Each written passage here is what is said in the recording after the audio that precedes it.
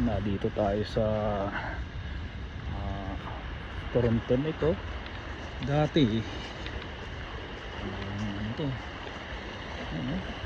Yan, yelo po yan, makikita nyo.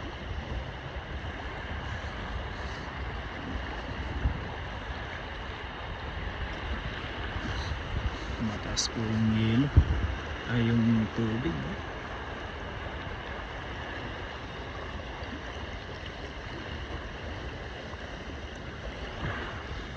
Mataas po yung tubig na yun. Ayun siya sa ano.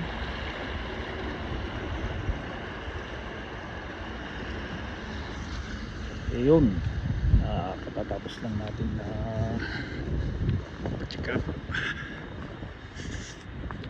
Yan, pupunta tayo, pauwi na tayo. Tinignan lang natin tong